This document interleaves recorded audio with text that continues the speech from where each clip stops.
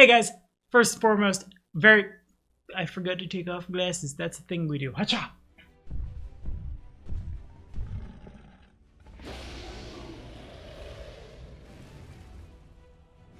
Hey guys, first and foremost, I want to apologize for being kind of off the grid for a couple weeks. As a lot of you know, slash people who follow social media, slash my IRL know, my computer formerly was a potato.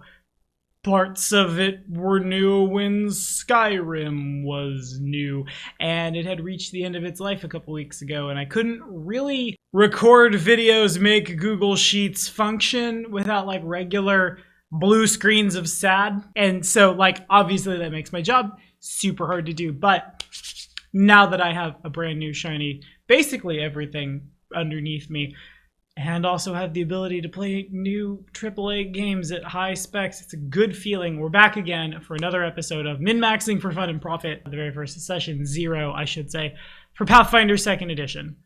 Made a video about it before, we're kind of going to talk about it again. Pathfinder 2 is really hard, especially the published stuff. 2 weeks ago, we ended the, this here adventure with the TBK. Like 3 sessions in.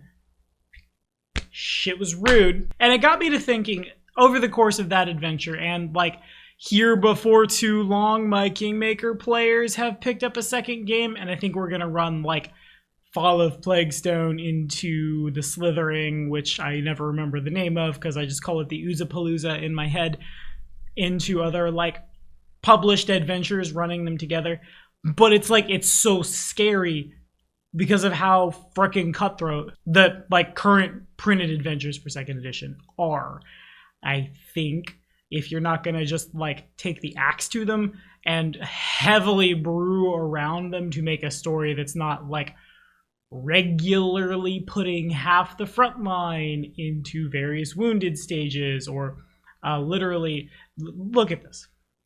That's like the second encounter in Extinction Curse, and granted I rolled well, and granted that's a statistical improbability. It also ate my druid for breakfast. Shit's rude. We need some house rules. Let's talk about BAG's house rules for 2nd edition. If you're liking what you see, and like, subscribe, ding the...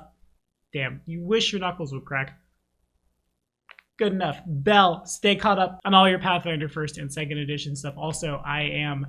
After this one, I'm going to do, I want to say, like, at least 2 episodes of Min-Maxing for Fun and Profit in 1st edition with my own personal builds that I have been toying with recently. This is partially because the meat grinder that Extinction Curse has so, like, soured my taste for the edition that I frankly I need to step back a little bit. And, like, partially, as a lot of you know, your boy is going to therapy for some stuff, and we kind of landed. I literally just got out something like 30 minutes before recording this.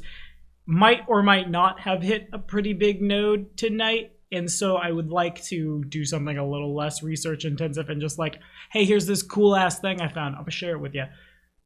Then we're gonna get back to the request line, which primarily is 1st edition, so that's where we're going in the interim. But I'm rambling. Hey, Google Sheets, Patreon. Get copies of things, throw them into the 2nd edition meat grinder, cry, make another one from another Google Sheet, from BDG's patron Google Sheets of characters, feed it to the eldritch horrors that are Extinction Curse and all of the other like published stuff. Let's dive in. Right, so I'm not going to talk about Extinction Curse in any degree of detail. There are no spoilers other than something is capable of doing that much damage to a level 1 PC. But suffice to say, this edition is just really hard. A part of that is kind of speculation on my part, kind of speculation on some patrons of mine's parts. It feels like a lot of the published adventures right now are being published not for the sake of narrative, but for the sake of getting content on the table. And so they're just dungeon crawls and combats mostly, which is fine in and of itself, but a lot of times they're not like dressed up that way, and it doesn't feel like you're going into the meat grinder. But also, within the realm of Pathfinder 2nd edition, character optimization looks very different. I'm just gonna keep ripping from Dell here. Hi, Dell. Basically, what we're looking at is Optimization is not a thing that takes place in the micro. That is to say, my character is very good. I am going to eat the monsters for breakfast. Y'all do whatever and just stay behind me. And more so seems to be in the macro. Think of it like the party in World of Warcraft. If you go in a raid without your shaman, Christ, it's been so long since WoW, priest, or other healer class, or someone to tank, you're gonna have a bad time.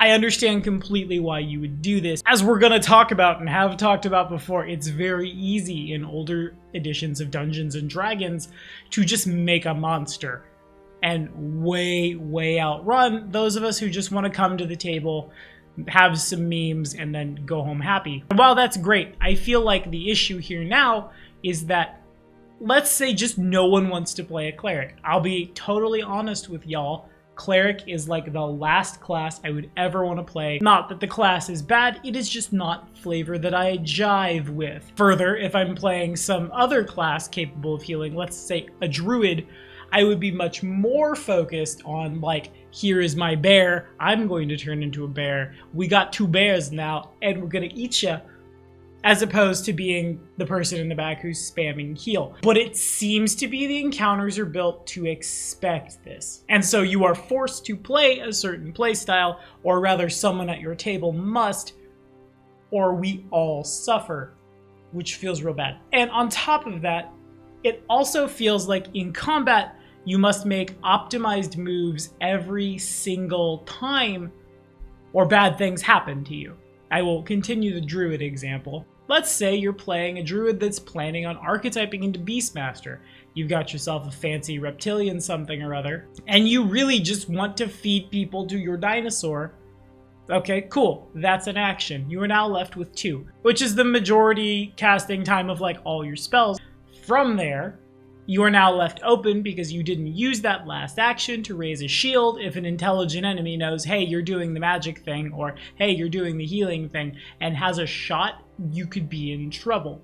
Alternatively, if I'm using one action to command my pet and really want to like flank with it and then beat you over the head with a shillelagh, I've lost that last action, which could be used on a 1-action heal to touch myself or someone next to me and heal them up. Further, it also means your choices at level up are just so limiting. I don't talk about the skill feats in 2nd edition very often, and frankly that's because I feel like almost everyone is just grabbing battle medicine and we're good.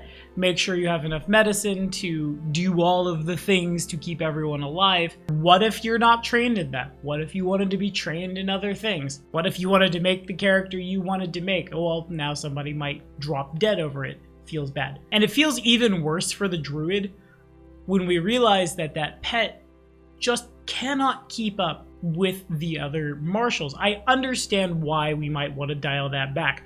I'm a big proponent of hunters with war cats, druids with allosauruses. We're literally starting session 1 of Iron Gods in like 3 days. Probably gonna be a while before that one gets released, but it will be released on like Spotify and things for y'all to listen to. I'm playing a construct rider with an ankylosaur, literally so I can have an animal to tank the battles for us.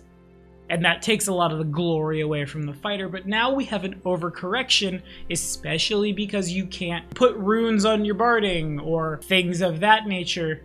And so your pet's AC falls off, and so your pet's crit easier, your pet's attacking proficiencies never really match up with anybody. And what does that leave you with? A dead pet. What do we do about this, you ask? First and foremost, my best advice that I can give anybody playing 2nd edition right now, especially if you are playing something published, do not start at level 1, start at 2nd level. My original thought process for doing this in a homebrew game, which by the way I'm terrified to make encounters for now, so that's fun.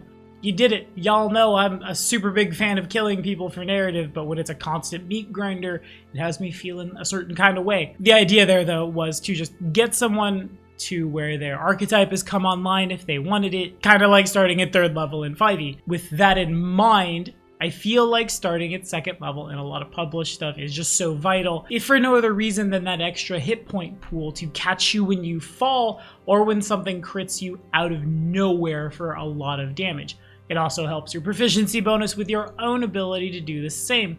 in a world where there's not a lot of ways to really pad out your attack rolls, or at least do so reliably and constantly at low levels. Next, something I've stolen from 5th edition to run in all of my 2nd edition games, the short rest mechanic. I know, I've dogged on D&D 5e just a lot. There are some people who used to be in my life who are now not, who are probably not listening to this, but if they are, I suppose they're having a laugh as I'm gonna eat a lot of crow. I'm playing in a 5e game and I listen to Critical Role. I enjoy both. Sue me. For those of us who don't know, a short rest takes an hour. Over the course of that hour, your character is not doing much more than eating, drinking, bandaging yourself up. You can spend hit dice at the end of that short rest, up to the character's maximum number of hit dice equal to the character's level. For each hit dice spent, the player rolls that dice and adds the character's con mod to it. The character regains HP equal to the total. The player can decide to spend additional hit dice. After each roll, a character regains some spent hit dice upon finishing a long rest. That's pretty easy to translate over. If you are a 5th level barbarian with 18 constitution, you have 5d12s in your pool of hit dice. Rolling them adds 1d12 plus 4 if you rest for an hour. A 1st level wizard with a con of 8 is a fool, but also, and see, right there, that's exactly the train of thought I don't want to have in a system. Sure, having a low con's a bad idea, but I shouldn't feel that, like, visceral about it, right? But you would, I'm gonna say minimum 0 because I'm not terrible. You'd roll 1d6, add that to your hit point total. Of course, it's totally fair to say that you can only do this when you're safe. One person in the party has to take watch during this time. If you try to do it in an unsafe place, you'll probably have an encounter. But also, this gives you a 0 chance of failure ability to patch yourself up that is not unlimited, but also does not reach into your gold, also does not reach into the spell slots of the cleric who really just wants to shout spiritual weapon at the top of his lungs, or the druid who is turned divine into like an Irumi and a big Karama energy, Kitsune ancestry, or perhaps heritage. That one feels heritagey win, because hit dice as it stands would be a resource for nothing. I suppose it's also very fair to say over the course of that hour you probably refocused as well. You probably got the focus points back. It's a win-win. Next, for more specific things, really I'm just pointing at the druids, rangers, beastmasters, cavaliers, oh my. I firmly believe that spending an action to command an animal in combat is an overreach. I would think that's fine if the animal in question is as deadly, both short-term and long-term, as the fighter. It's just not, and it's so easy to take them out compared to how it used to be. When the Warcat animal companion comes out, maybe I'll renege this, but I think it's totally fair to say folks with animal companions do not have to spend an action to command their animal in combat. They also get 3 actions. I think this is different for a summoner and their Eidolon, because obviously that whole thing, pending the official printing, works different. I think it's fair to say that if you're going to summon too many eagles on my battlefield, then yeah, no, we're going to put a tax on that. But consider also how many feats one must take in order to have a competent, not great, competent animal companion. I'm about to GM for a pally who considered having a mount for his pally powers and chose not to because it would take so many class feats to function. If you are spending that much of a limited resource to have a thing, then that thing should be able to provide some form of value. Further, I think you should be able to enchant their barding.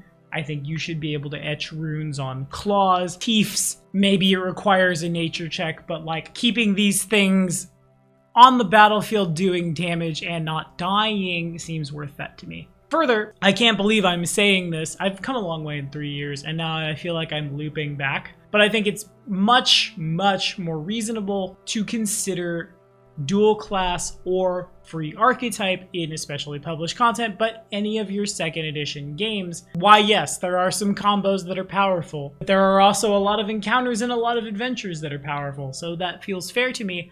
And it also makes it a little easier to make sure you have all of your bases covered in a game where covering your bases is so important. I'm much more apt to spend my druid spell slots healing you if my like primal sorcerer or in future wisdom based caster here spell slots can be used for doing what I want. My barbarian rogue probably hits really hard but those extra hit dice might keep him alive to like have a meaningful story. On the subject of keeping people alive, that's the last one I want to talk about, and the big one. House rule that so far all of my players have turned down, but I think is at least worth putting on the table.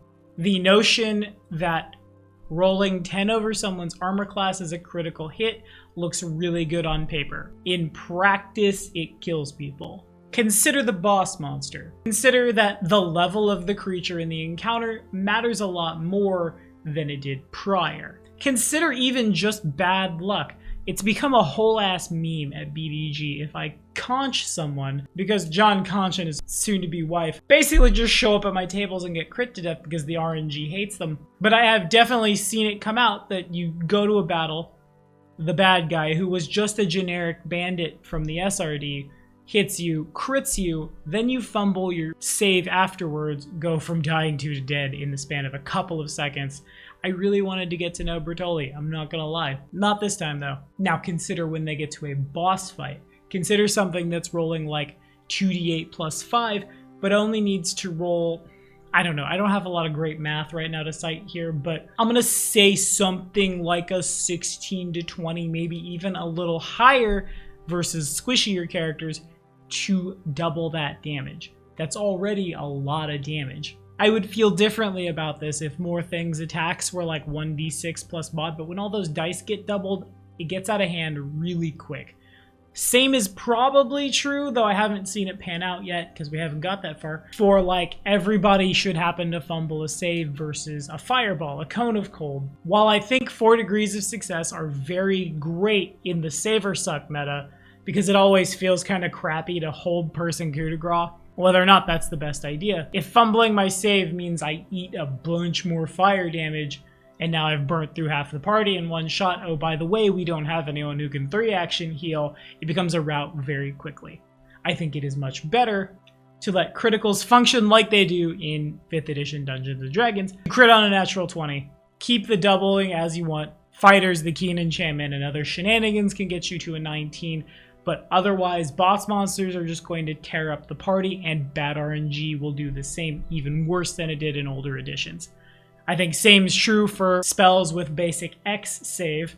Riders for like, if you critically fail, you took double damage, but also like are enfeebled X or whatever. Like if you fumble, still get enfeebled. But doubling that damage can and does mean the party gets just punched around a lot. Again, I've said it before, I'll say it again.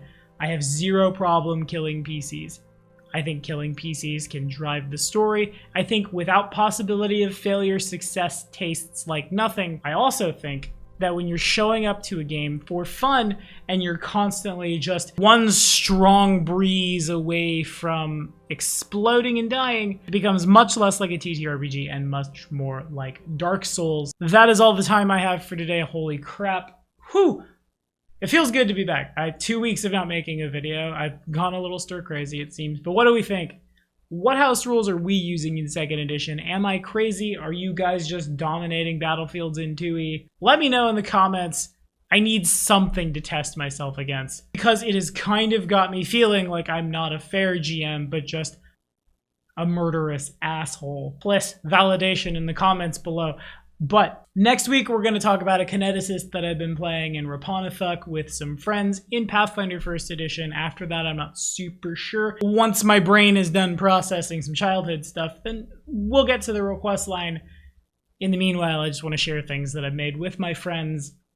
Till then, thank you all for your patience. Thank you all for being awesome. And be sure to like and subscribe for more shit. I'll see you next time.